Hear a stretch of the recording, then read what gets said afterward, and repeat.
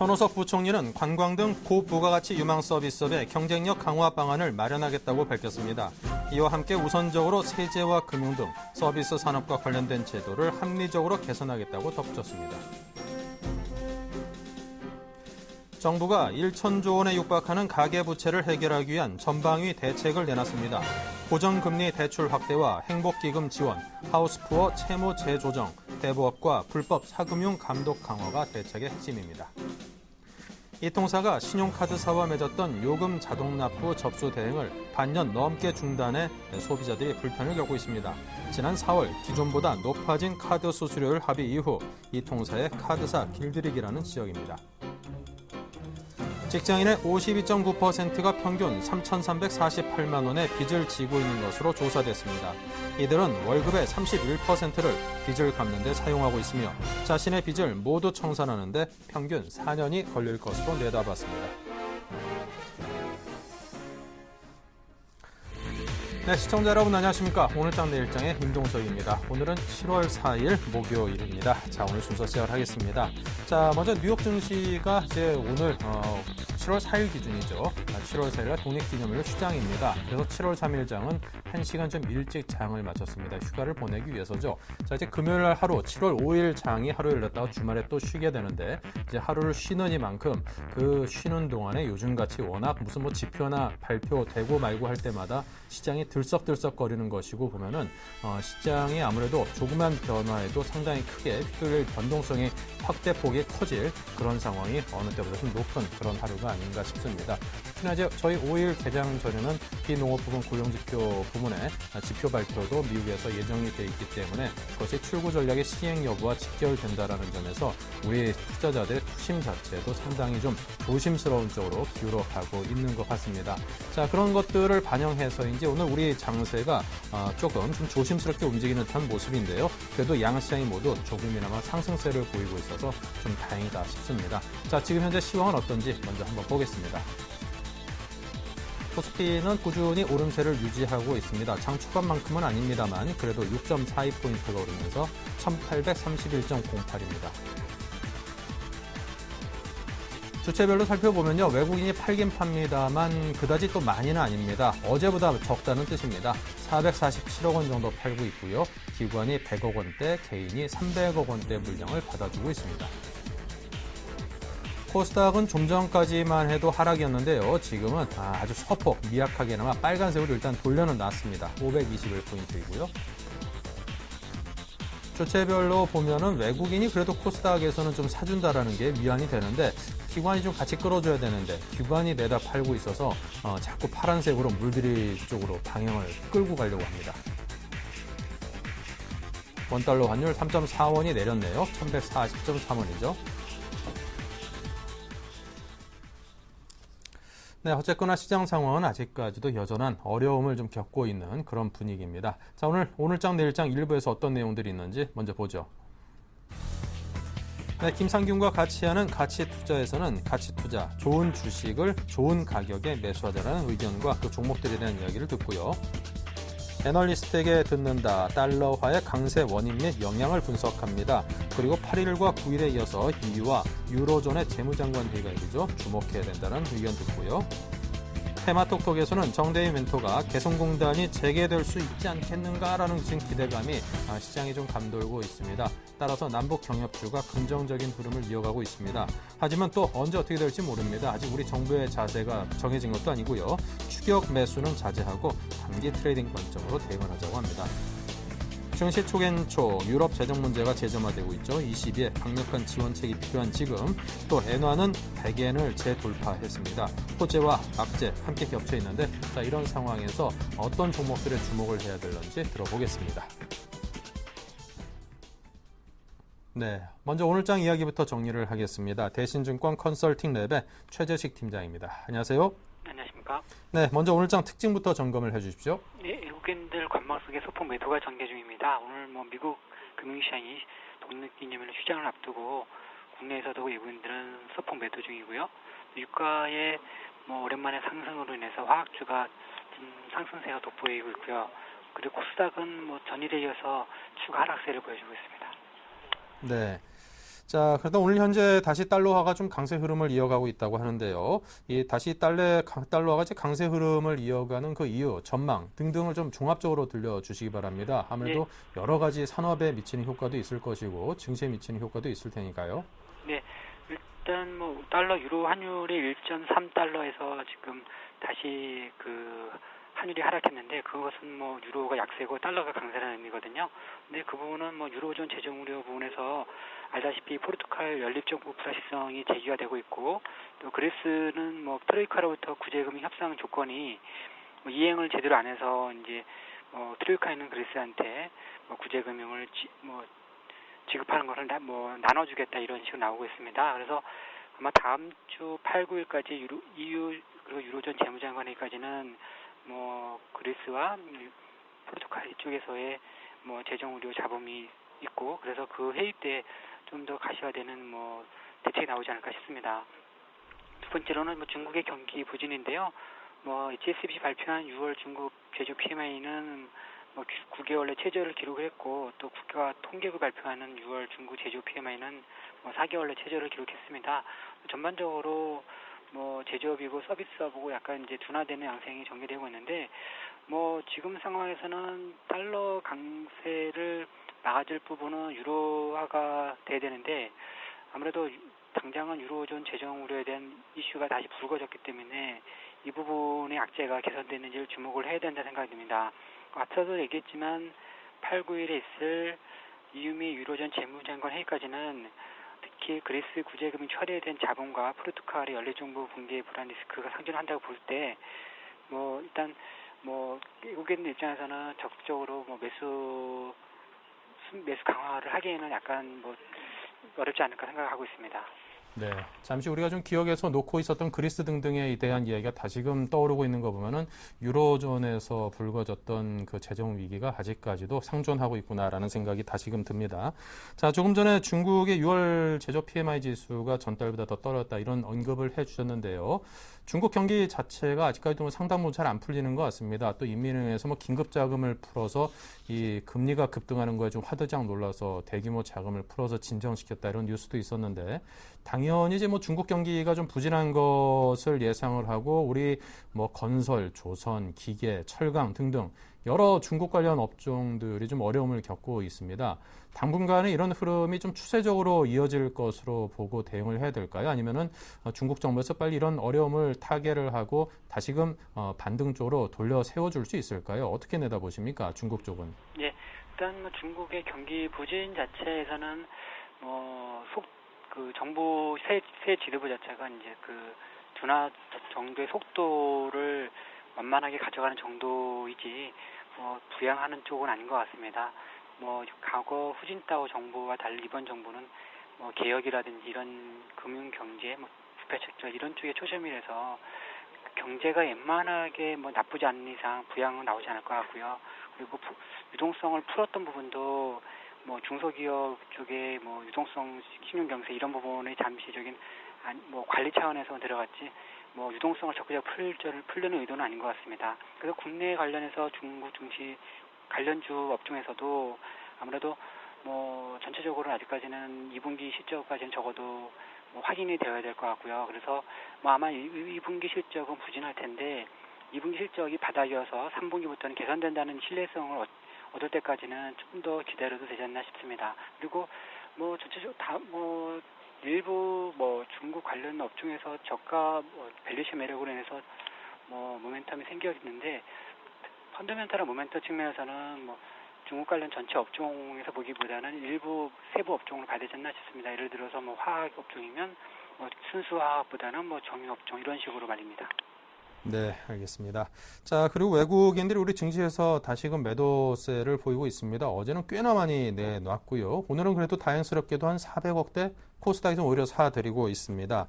자, 근데 지금 외국인들의 순매도세가 앞으로 6월 달처럼 다시금 이게 좀 확대되지 않을까 하는 우려가 큰데요. 자, 이에 대해서는 어떤 생각을 갖고 계신지요? 네, 일단 뱅가드 ETF 벤치마크 변경이 이제 주초에 끝났지만 공교롭게도 외국인 매도가 어저께 급증을 했는데 올해를 보면 뭐 한국 증시를 뱅가드 물량 그 벤치마크 변경에 따른 9조 원 순매도와 또 코스닥 1조 순매수를 고려하면 한국 증시를 외국인들이 팔지도 않았고 사지도 않았다는 단순한 결론이 나옵니다.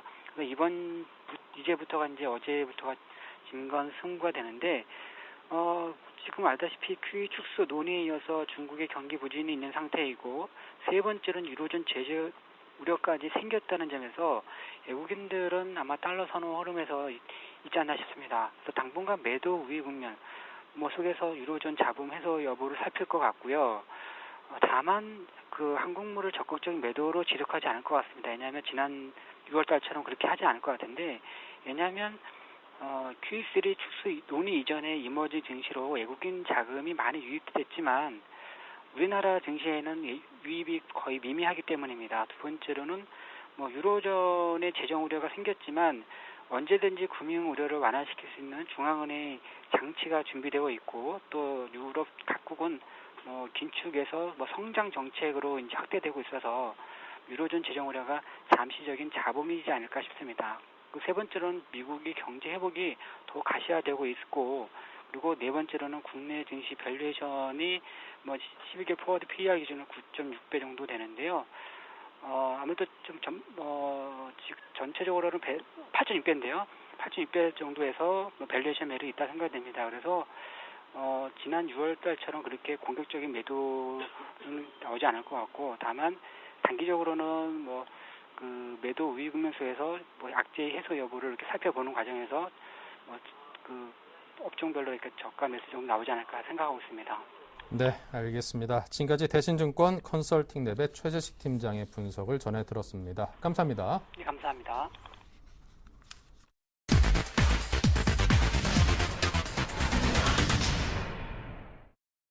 네, 증시 촉앤촉 시간입니다. SK증권 역산 PIB 지점의 조윤석 과장입니다. 안녕하세요. 네, 안녕하십니까. 네, 유럽 쪽 분위기가 다시금 좀 안 좋은 쪽으로 바뀌는 듯합니다. 재정 우려가 다시금 재점화되고 있는데요. 한동안 안 들렸던 그리스라는 이름도 다시금 들려오는 거고 보면은 작년 재작년으로 다시 또 되돌아가는 분위기 아닌가 이런 걱정도 듭니다. 자, 이와 관련해서 달러와 강세 움직임도 보여지는데요. 이와 관련해서 종합적인 전망 어떻게 갖고 가시고 또 어떤 대응 전략을 강구하고 계시는지요? 네, 우선 유럽 문제를 좀 다시 한번 여름 구간에만 터진다는 좀 징크스를 좀 갖고 있는 상황인데요. 이번에도 좀 어김없이 다시 한번 그런 사태가 좀 터졌다 보시면 될 것 같습니다. 그리스 쪽도 마찬가지고요. 지금 포르투갈 같은 경우도 좀 안 좋은 상황이 연출이 되고 있는데 그것보다 전반적인 기조를 한번 보셔야 될 것 같습니다. 지금 유럽 시장에서도 상당 부분 독일과 프랑스가 반목을 하면서 꽤 흔들렸던 모습이 나왔었는데요. 이제는 성장에 대한 그 필요성을 독일에서도 인정하기 시작했었죠. 즉 독일에서도 성장률이 좀 둔화가 되다 보니까 그런 유럽 내에서의 공고한 그런 제조국 위치가 조금 흔들리는 것들이 좀 관찰이 됐었는데요. 그러다 보니까 유럽 전체적으로도 이제 성장에 대한 그런 긴축보다는 조금 좀 강한 모습의 그런 컨센서스가 형성이 되고 있습니다. 그래서 언제든지 경기 하방을 조금 막아줄 수 있는 그런 국가들의 컨센서스가 형성이 되고 있는 상황이고요. 하지만 구제금융 지원을 받은 국가들은 아직까지 좀 예외가 되고 있는 상황이죠. 물론 채무에 대해서는 연장이나 그런 어떤 것들 헤어컷이 나올 수가 있겠지만 아직까지 그런 것들이 나온다고 좀 보기는 힘들고요. 어제 부분에서 좀 이슈가 됐었죠. 포르투갈 장관 사임이 연이틀 2명이나 나오게 되면서 연정 실패 가능성이 좀 거론이 되고 있습니다. 그간 모범생으로 포르투갈을 불렸었는데요. 그런 포르투갈의 움직임이 결국은 안 좋은 쪽으로 흘러가면서 다른 지원을 받았던 그리스라든지 기타 파괴 효과가 나타날 수 있다는 가능성 때문에 조금 시장이 안 좋았었는데요. 유로화가 직접적으로 그것을 반영하고 있습니다. 하지만 오늘 같은 경우도 ECB에서 회의가 있는 상황이죠. ECB의 강력한 지원책은 계속적으로 진행이 될 수 있다고 판단을 하고 있는 상황이고요. 또한 작년 7월쯤이었죠. 들어가기 전에는 분명히 모든 투자단을 강구해서라도 유럽의 위기를 해결하겠다고 공언했습니다. 그 말 한마디로서도 시장이 굉장히 안정이 됐었던 그런 과거 경험을 가지고 있는데요. 아직까지 그런 강력한 그 지원책이 나올 필요는 없다고 보고 있고요. 언제든지 그런 지원책이 나올 정도로 시장이 악화가 되면은 구원 투수가 다시 한번 등장할 수 있다는 그런 가능성이 있기 때문에 오히려 시장이 많은 폭으로 하락했을 때는 적절한 매수 대응이 좀 필요한 상황이고요.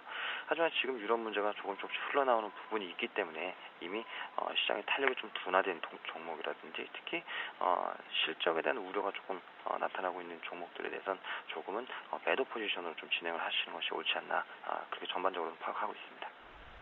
네, 자, 어쨌든 뭐 유로존 재정 위기 문제 다시금 좀 수면 아래로 내려와 줬으면 하는 바람이고요. 아무래도 우리 증시에 직접적인 영향을 미치는 것은 엔화 강세가 아닌가 싶습니다. 다시금 100엔대를 재돌파를 했는데요. 이와 관련해서 우리 경제에 여기저기 좀 영향을 부정적인 쪽으로 받고 있거든요. 자, 엔화 상승이 꾸준히 이어지게 될까요? 지금 여러 가지 문제를 놓고 보면은 그런 쪽으로 확실히 좀 가닥을 잡아나가고 있지 않는가 이런 생각을 조심스럽게 저 개인적으로 하게 됩니다만. 네, 엔화가 계속적으로 엔화 상승이 계속적으로 지속이 될 것으로 보고 있습니다. 지금도 100엔대에서 왔다 갔다 하고 있는 모습인데요. 우선 단기적인 컨센서스가 우선 주시장이 굉장히 중요하기 때문에 먼저 말씀드려보도록 하겠습니다.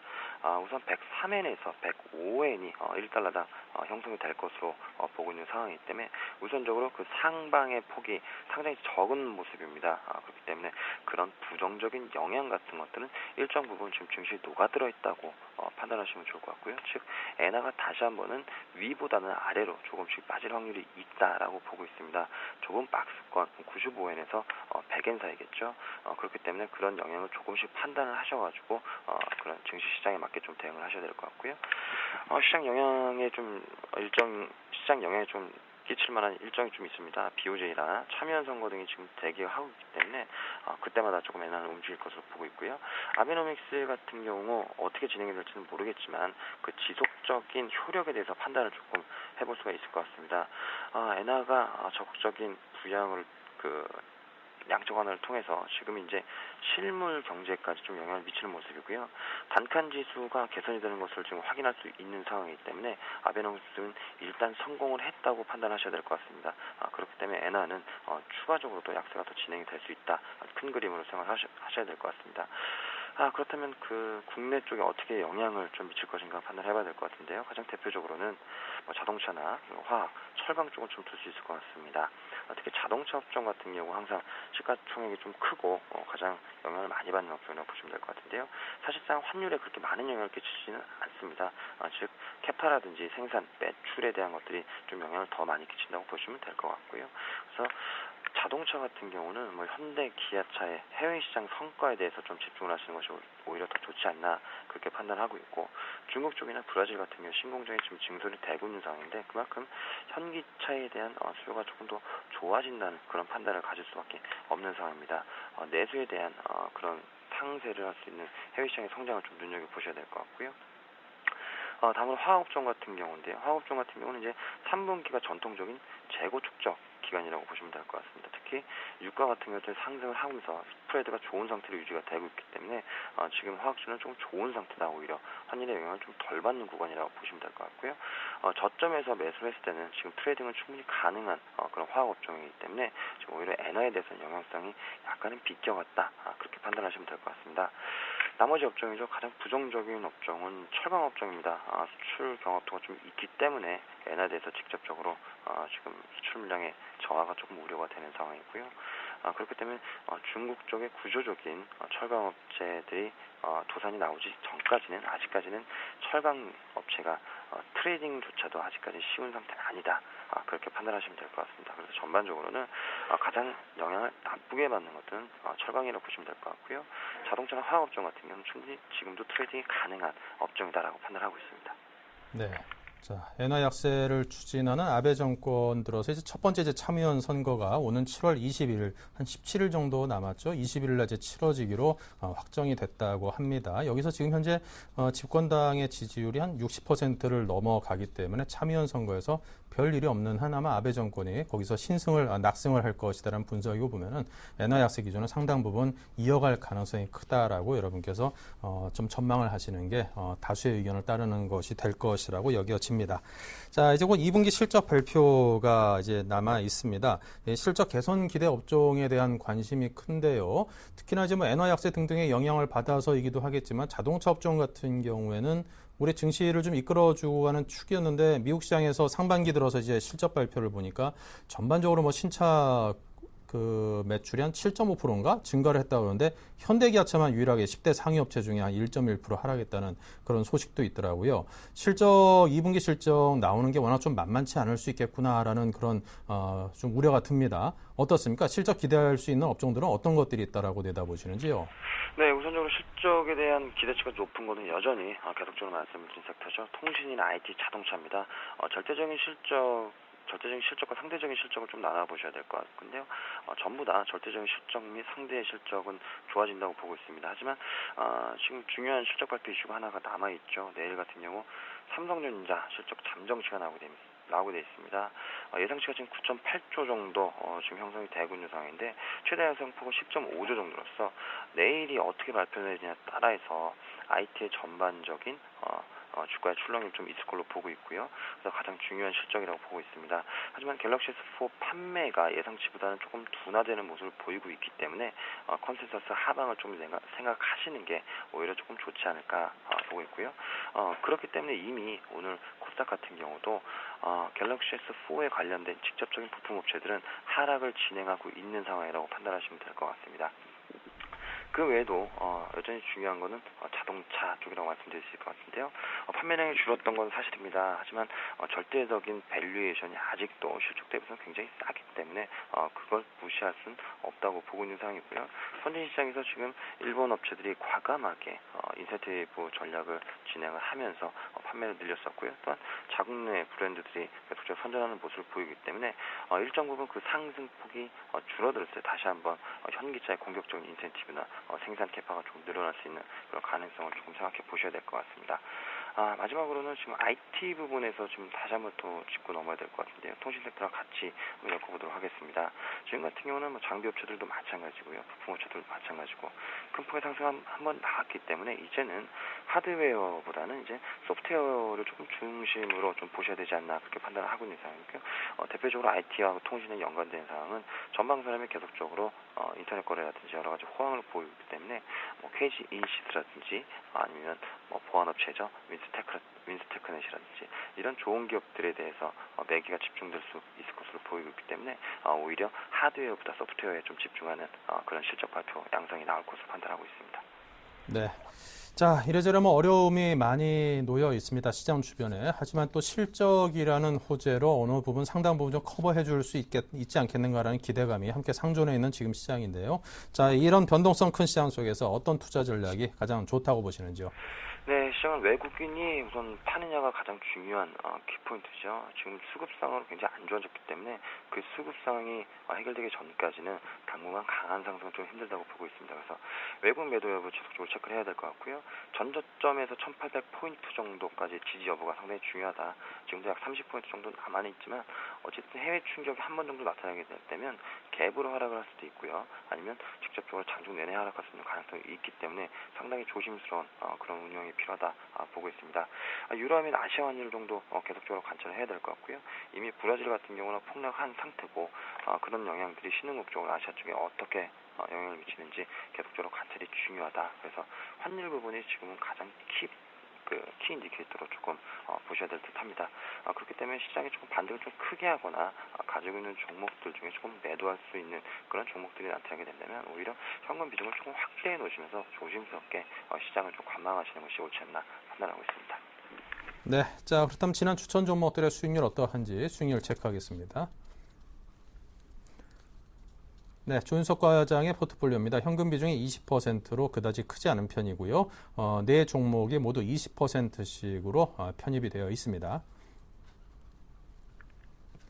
네, 수익률을 보자면요. 지금 시장 상황이 워낙 녹록치 않죠. 지금 전 종목이 모두 손실을 보고 있습니다. 동바이텍이 10.8%로 손실이 가장 큰 반면에 LTS가 3% 정도의 손실로 그나마 좀 적은 손실로 커버를 하고 있는 상황입니다.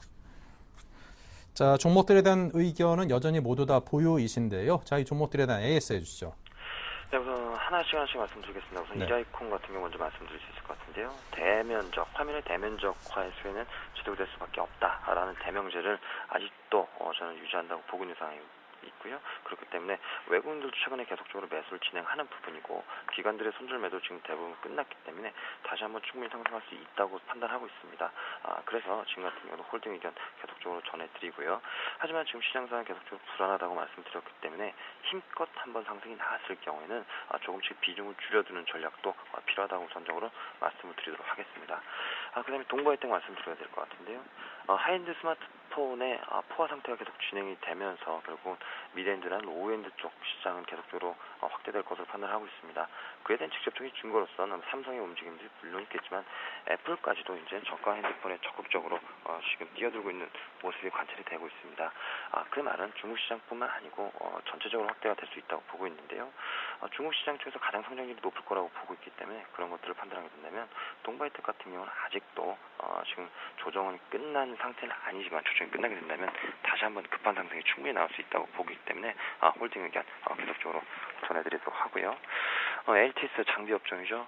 지금 계속 견조한 모습을 보이고 있습니다. 크게 빠진 것도 없고 그런 것도 없는 상황인데 지금 3분기 정도 내남아도 크게 상승이 한번 나올 것으로 개인적으로 판단을 계속 하고 있는 상황이고요.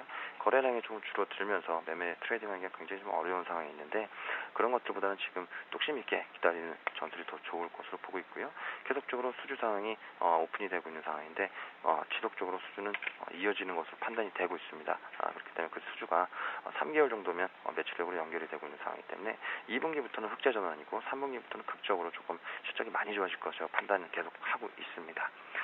마지막으로 가장 최근에 추천드렸던 종목이죠. SGNG입니다. 오늘 같은 경우도 하락폭이 있었지만 되돌림 현상으로 계속적으로 좋아지는 모습이 나오고 있는데요. 가장 저평가되어 있다는 것을 굉장히 강조를 드렸습니다. 그래서 지금 시장은 저평가되어 있는 종목들을 찾으려고 굉장히 지금 노력을 하고 있는 상황이거든요. 그렇기 때문에 SGNG 같은 경우도 매도보다는 오히려 나중에 밀렸을 경우에는 추가 매수를 통해서 좀 종목을 좀 늘리는 것이 오히려 좋지 않나 그렇게까지 판단하고 있습니다. 네, 알겠습니다. 자, 지금까지 조윤석 과장과 함께했습니다. 최종 포트폴리오 다시 정리하면서 인사드립니다. 감사합니다. 네, 고맙습니다.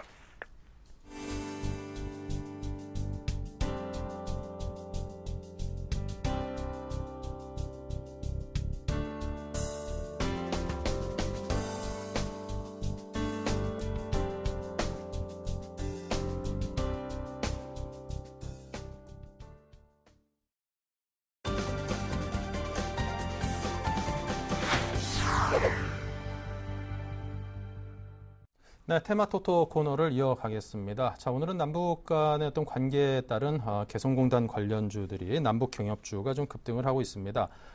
북측에서 개성공단 입주 기업 관계자들의 방북을 허용하겠다 이런 의견을 내놨는데 이에 대해서 우리 정부 당국에서 남북 간의 어떤 실무자 간의 회담을 하자라고 역제안을 했고 그에 대해서 북한에서 과연 어떤 반응을 보일지 관심이 상당히 모아지고 있습니다. 혹시라도 이제 개성공단이 다시금 좀 열릴 수 있는 그런 단초를 마련할 수 있지 않겠는가라는 그런 기대감이 반영된 측면이 있지요. 자, 샘플러스 정대희 멘토를 연결해서 남북 경협주 급등에 관한 질문을 드려보겠습니다. 안녕하세요. 네, 안녕하세요. 주식승천여시 멘토 정대입니다. 네, 이 북한의 이제 속내는 정말 알랑가 몰라 뭐 그런 말이 딱 들어맞는 것 같습니다. 이거 뭔 생각을 하고 사는 사람들인지 참 종잡을 수가 없어가지고요. 어쨌거나 뭐 좀 긍정적인 쪽으로 흘러갈 것 같기도 해서 좀 반갑긴 합니다. 남북 경협주의 상승 배경부터 좀 들려주십시오. 네, 뭐 앞에서 상승 배경에 대해서 잘 말씀해 주셨는데요. 일단은 뭐 개성공단 제게 기대감입니다. 장마철 설비 그 자재, 장마철을 대비해서 개성공단에 있는 그 입주 업체들의 설비라든가 자재, 이 피해와 관련된 기업들의 그 긴급대책 수립을 위해서 개성공단 기업인과 관리위원 인원들을 방북을 허용하겠다는 그런 북한에서 입장을 판문점 채널을 통해서 우리 측에 전달함에 따라요. 지난 4월 3일 북한의 일방적인 통행 제한 조치로 시작된 그 개성공단 사태가 3개월 만에 돌파구를 찾을 수 있을 거라는 기대감과 그리고 최근에 다시 이어지는 그 남북 화해 모드 조성이 다시 한번 주가 상승에 좀 반영이 되지 않았나라고 생각이 듭니다. 네. 자, 그럼 이제 남북 경협주의 향후 전망 같은 거는 이제 북측에서 과연 어떤 그 결정을 내릴 것인가, 그 정치적인 판단을 어떻게 할지를 예측하기가 워낙 힘들기 때문에 남북 경협주 자체 전망하기가 굉장히 힘들 것 같습니다. 하지만 또 전문가이시니까 대체적인 큰 줄기에 대한 전망과 전략은 짜고 계실 거라고 믿습니다. 어떻게 대응하고 계시는지요? 일단 뭐 전략 같은 경우는요, 이 원래 남북 관계에 대해서는 뭐 그 누구도 어떤 누구도 예측을 할 수 있기 때문에 섣불리 판단하는 건 참 어렵습니다. 그래서 일단 뭐 매매 자체는 추격 매수를 자제하시고요. 단기 트레이딩 관점에서 수익 나셨을 때 적어도 반매도라든가 뭐 비중이 30% 정도 수익을 좀 챙겨가면서 매수하시는 게 좋겠고요. 주가의 향후 전망은 이러한 추세로 급등과 급락을 분명히 또 반복을 할 겁니다. 예전에도 그랬고 최근에도 그랬고 또 지금도 그러고 있고요. 그 이유 같은 경우는 일단 남북 경협주들의 회사는요, 일단 실적과 좀 무관하게 항상 대북 관련 이슈로 인해서 급등을 하거나 급락을 반복합니다. 그 때문에 그동안에 이제 북한의 행보를 보면요, 그동안의 돌발 행동들을 전혀 심지어 남북 관계에 대한 그 전문가분들, 정치 전문가분들도 전혀 예측할 수 없었기 때문에요. 하지만 최근에 이제 중국과 미국을 비롯한 전 세계 각국이 북한을 좀 고리비기로 몰아넣고 있고, 또 최근에 이제 중국을 통해서 그 북한의 그러한 돌발 행동들을 좀 자제해달라는 이런 세계 각국의, 즉 최근에 육자회담도 있었죠. 육자회담 중에서 한미일 육자회담 대표들이 또 그 의견을 전달을 했습니다. 거기에 대해서 이제 이 북한 같은 경우도 우방국이죠. 중국과 러시아 이쪽에 눈치를 보고 있기 때문에 그쪽마저 돌아서면 세계에서 진짜 설 자리가 없기 때문에 최근에 이제 그러한 것들을 좀 했을 때 북한에서도 어느 정도는 화해 모드 제스처를 나오지 않나, 그러면서 주가는 단기적으로 추가 상승이 가능하다라고 말씀을 드리겠고요.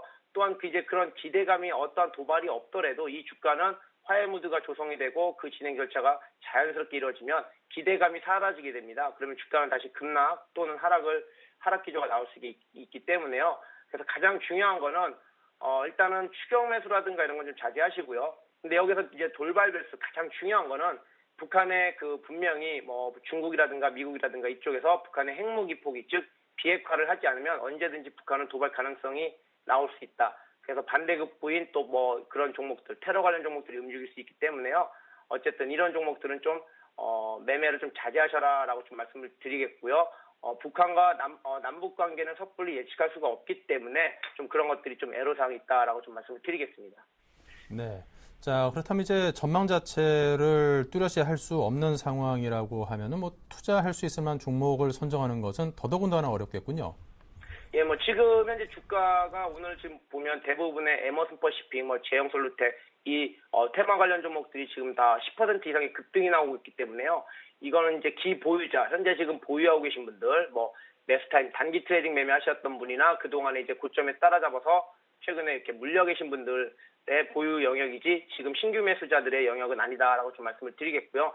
다시 한번 좀 언급해서 말씀을 드리면 반드시 여기서 손실 보셨던 분들도 수익을 만회하고 나오시고, 신규 매수로 들어가셔서 단타 매매하시는 분들도 빨리 수익 실현하고 나오시는 게 가장 좋겠다라고 좀 말씀을 드리겠습니다. 네, 웬만큼 수익을 보신 분들도 어느 선에서는 좀 빠져나오십사 이런 의견을 주셨습니다.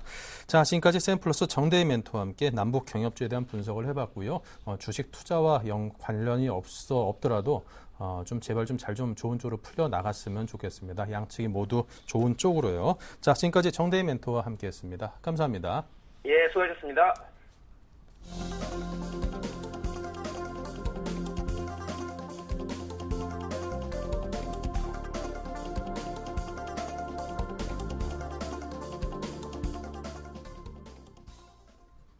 네, 7일간의 수익 다이어리 코너 이어가겠습니다. 먼저 지난 수익률 어떨까요? 네, 전반적으로 수익률이 좋습니다. 삼천리 자전거가 3.5%로 올라 있고요. 한국전자 인증도 10% 가까이 수익이 나 있습니다. SL과 아이센스는 아직까지는 제자리 걸음이라고 할 수 있고요. 아레토 세미만이 7% 손실이네요. 네, 이렇게 해서 이정복 대표의 한국전자 인증이 오늘의 왕관을 섰습니다. 위너입니다. 네, 오늘의 위너인 JB스탁의 이정복 대표를 연결하겠습니다. 안녕하세요. 네, 안녕하세요. 네, 한국전자인증 수익률이 이제 거의 10%입니다. 어떻게 해볼까요, 이거?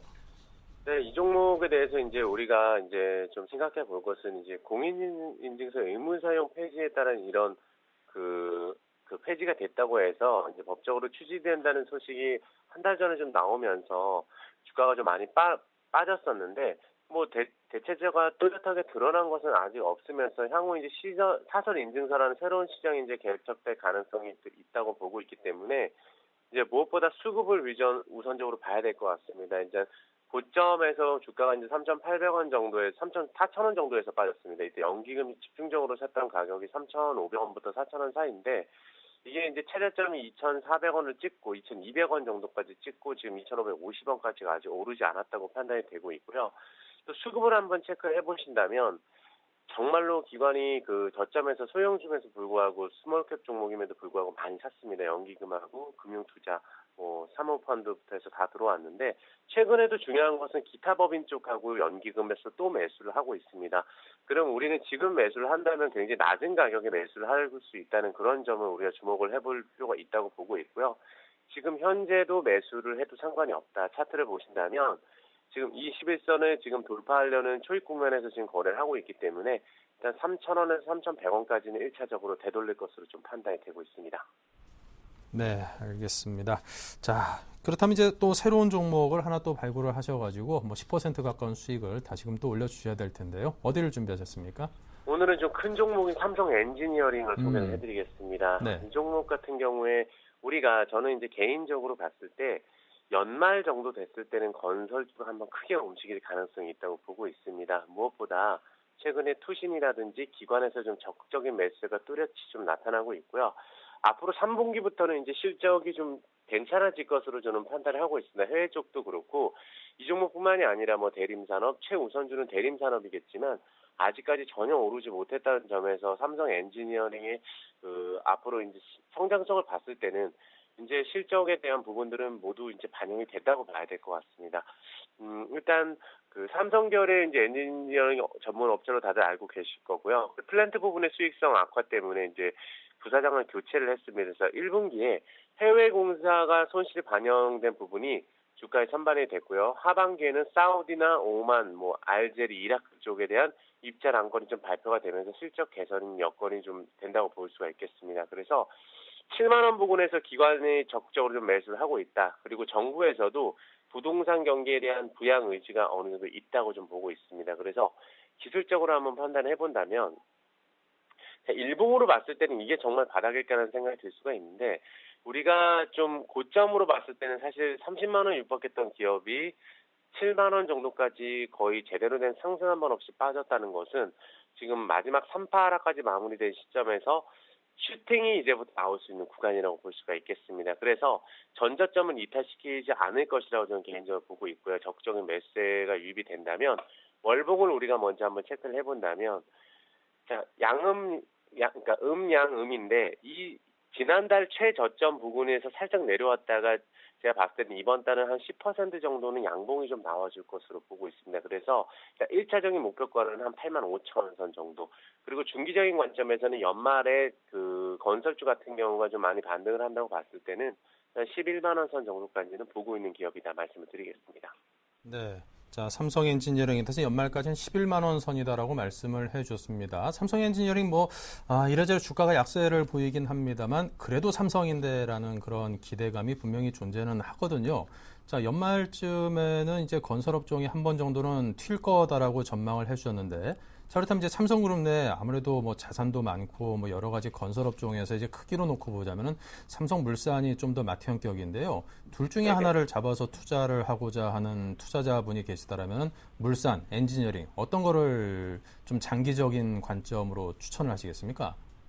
조금 크게 본다면 저 같은 경우는 엔지니어링이 맞지 않을까 생각을 하고 있습니다. 우리는 좀 이제 우량주 같은 경우도 이런 종목은 낙폭과 대수를 우리가 이제 노리는 것이기 때문에 얼마 전에 이제 이 방송에서 제가 많이 소개드렸던 AMOLED 관련주들 여러 가지 기억을 하실 텐데 ICD, 테라세미콘 여러 가지 종목들 인프라웨어부터 해서 여러 종목을 소개를 해드렸었는데 많이 빠진 종목들은 보통 되돌리면 한 60에서 70% 되돌려주기 때문에 낙폭 과대주에서 그런 점들이 좀 많이 나와줍니다. 그래서 제가 봤을 때는 삼성물산도 괜찮겠지만 삼성 엔지니어링을 우리가 판단을 했을 때 거의 반등 한 번 없이 빠졌기 때문에 우리가 빠질 때 천천히 빠진 종목들에 대한 메리트보다는 좀 급하게 빠진 종목들인데 앞으로 실적이 좀 괜찮아질 것이다. 그것도 삼성 기업이다 한다면 충분히 제가 봤을 때는 11만 원 선 정도면 지금부터 거의 5-60% 주가가 올라줘야 되기 때문에 한 11만 원 선 정도를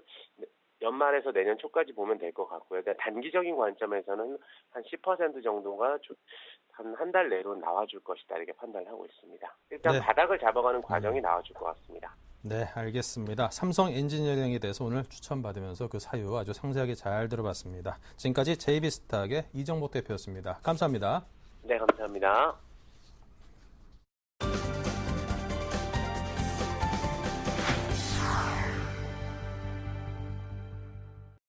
네, 계속해서 여러분께 가치 투자에 대한 비법을 전수하시는 김상균 팀장님을 모셨습니다. 플래네이 투자연구소에서 크게 활약하고 계시죠? 어서 오십시오. 네, 반갑습니다. 네, 먼저 우리 김상균 팀장께서 실제로 매매하고 있는 종목들로 이제 포트폴리오가 채워져 있는데요. 과연 어떤 현재 현황을 갖고 있는지 한번 보겠습니다. 네, 현금 비중이 30%이죠. 페넨터가 10%, 어버브 반도체와 에로티 베큐움도 각각 10%씩입니다. 아이테스트와 한양 ENG가 20%씩으로 전체 포트의 40%를 차지하고 있습니다. 네, 수익률을 좀 살펴보겠습니다. 펜엔터테인먼트는 꾸준히 좀 하락하고 있는 종목인데 하락폭이 그래도 좀 줄어든 모습입니다. 마이너스 40% 손실이고요. 어버브 반도체가 41%가 올라서 그 손실분을 잘 커버해주고 있습니다. 한양 ENG가 요즘 들어서 좀 많이 떨어졌었죠. 마이너스 16% 손실이고요. 아이테스트, SK 하이닉스와 좀 관련된 종목이라서 그런지 크레딧리온의 증권에서 부정적인 리포트 나오면서 SK 하이닉스가 급락한 데 따른 동반 하락에 영향을 좀 받았습니다. 현재 마이너스 7%이긴 합니다만 오늘 증시에서도 소폭이나마 오름세를 유지해주고 있고요. 에로티 베큐움이 3% 수익입니다. 네, 종목들 수익률까지 쭉 살펴봤습니다. 이 종목들 어떻게 대응해야 될런지 한 종목 한 종목 AS를 해드리겠습니다. 예, 제일 먼저 가장 많은 하락세를 하고 있는 펜엔터테인먼트 먼저 살펴보겠습니다.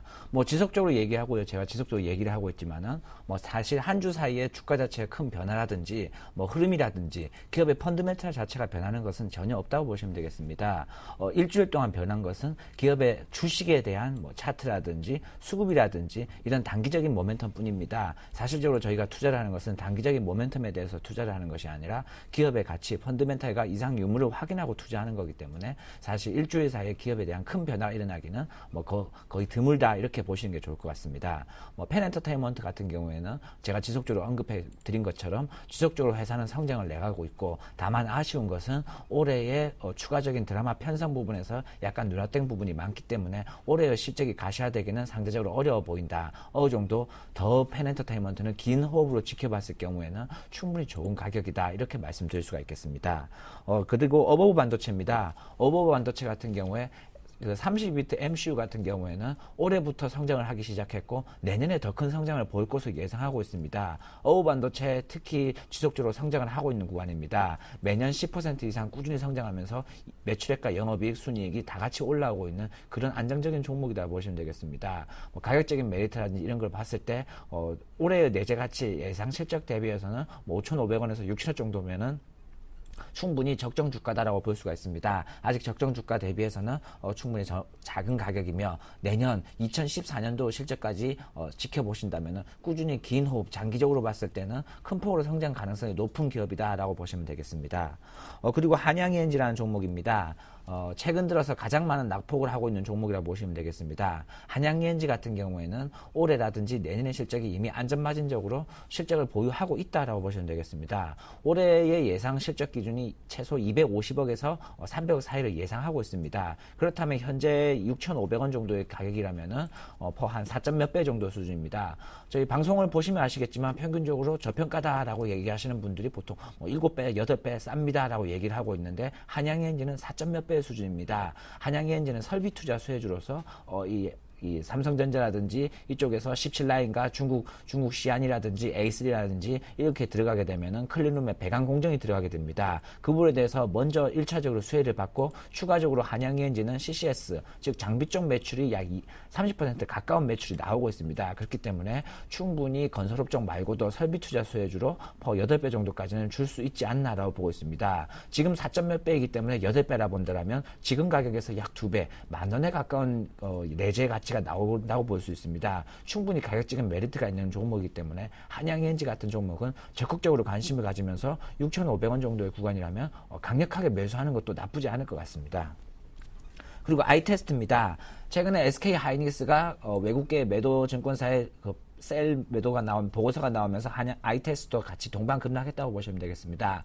중요한 것은 아이테스트 실적은 3분기 이상부터 나올 것으로 예상하고 있습니다. 2분기부터 점차적으로 좋아져서 2분기에 턴어라운드를 예상하고 소폭 흑자를 예상하고 3분기부터 다시 한번 성장세가 나올 것으로 예상하고 있습니다. 그리고 아이테스트가 다른 후공정 업체와 다른 것은 단 한 가지가 있습니다. 다른 후공정 업체들도 전차적으로 좋아지고 있지만은 아직까지 이 반도체 쪽, 특히 후공정 쪽에서는 실적이 가시화되는 회사는 단 하나도 없습니다. 근데 아이테스트는 관심을 가질 필요성이 있는 것이 회계, 즉 회계적으로 그 감가상각 비용을 17년에서 10년으로 변경을 했습니다. 그 변경을 함으로써 캐펙스 부분, 즉 실제적으로 영업이익에서 약 100억에 가까운 이익이 올해 더 추가적으로 잡히는 것입니다. 이 100억 같은 경우에는 실질적으로 숫자적으로 기존의 감가상각에 의해서 떨이 되던 부분이 올해 잡히는 것으로 보시면 되기 때문에 이익 부분, 특히 안전마진 부분에서는 아이테스트가 이미 가지고 있다, 이렇게 보시는 게 더 좋을 것 같습니다.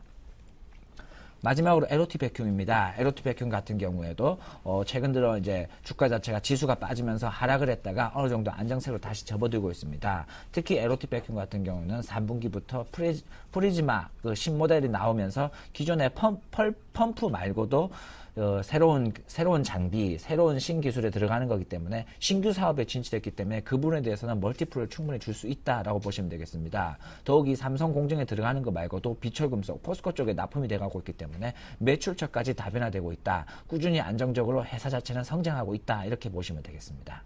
네. 자, 이렇게 5 기업에 대한 이야기를 들었습니다. 기업 자체가 워낙 그 가치 투자를 하시는 분이라 보니까 주가의 일적인 흔들림과 상관없이 기업의 탄탄함을 보다 더 포커스를 맞춰서 보고 계시다는 점 여러분께서 참고하시고요. 자, 이런 점들이 아마 팀장님만의 수익률을 올리는 비법이 아닌가 싶은데요. 자, 어떤 비법에 대해서 오늘은 말씀을 하실런지요? 예, 가치 투자라는 게 가장 기본적인 겁니다. 좋은 주식을 좋은 가격, 그렇게 좋은 가격에 매수하는 것이 가치 투자라고 얘기합니다. 보통 시장에서 가치 투자라고 얘기하면 좋은 주식, 대형 우량주를 얘기를 많이 하고 있습니다. 하지만 대형 우량주와 좋은 주식, 값싸고 좋은 주식은 전혀 다른 종목입니다. 대형 우량주 같은 경우는 말 그대로 대형주, 시가총액이 큰 종목을 대형주라고 부르는 겁니다. 보통 저희가 투자하는 경우에는 대형주, 소형주 구별하지 않고 예상 실적, 과거 실적과 올해 예상되는 실적, 이런 실적 대비해서 현재 얼마나 시가총액 받고 있느냐, 주식시장에서 평가받고 있느냐, 이게 가장 중요한 포인트라 보시면 되겠습니다. 그렇기 때문에 이 좋은 주식을 판별하는 것도 중요하겠지만은 실질적으로 사람들이 성장성만 있으면 매수를 많이 하거나 수급적인 모습을 많이 따지고 있습니다. 중요한 것은 좋은 주식이지만은 좋은 가격, 얼마나 좋은 밸류에이션 평가를 받고 있느냐, 그게 가장 중요한 팩트라고 보시면 되겠습니다. 좋은 가격을 생각할 수 있는, 고려할 수 있는 것은 크게 3가지 방법이 있습니다. 상대평가 퍼라든지 림이라든지 현금 할인이라든지 DCF 모델이라든지 크게 3가지 모델을 가장 많이 시장에서 이용하고 있다고 보시면 되겠습니다. 그 중에서 퍼 같은 경우에는 상대적으로 이 회사가 얼마만큼 몇 배의 이익을 내고 있느냐, 이렇게 생각하시면 됩니다. 예를 들어서 한양 ENG라는 종목이 올해 순이익이 250억이다. 그럼 4점 몇 배 펄을 받고 있다. 이 말은 이 회사를 순이익을 봤을 때 투자를 했을 경우에 4년 넘어서 4점 몇 배, 즉 5년 정도의 수준이면은 투자를 회수할 수 있다. 이렇게 보시면 되겠습니다. 퍼가 10배라는 말은 투자를 했을 때 10년 뒤에 그 투자한 만큼 회수할 수 있다. 이렇게 보시면 되는 거고, 좀 더 쉽게 생각해서 퍼가 낮다는 맛은 내가 투자를 했을 때 회수할 수 있는 기간이 짧아지기 때문에 그만큼 좋은 회사라고 보시는 게 좋은 관점이라고 생각하시면 되겠습니다. 네, 알겠습니다. 자, 이렇게 해서 투자 비법을 오늘도 한 가지 전수를 해드렸으니까요. 여러분께서 잘 한번 자신의 것으로 소화를 해보시기 바랍니다. 자, 그럼 김상균 팀장의 최종 포트 정리를 해보겠습니다. 네, 현금 비중은 여전히 30%입니다. 페넨트와 LOT 백큐, 어버브 반도체 세 종목이 모두 10%씩 편입이 되어 있고요. 한양 ENG와 아이테스트는 20%씩으로 비중이 상대적으로 좀 큰 편입니다.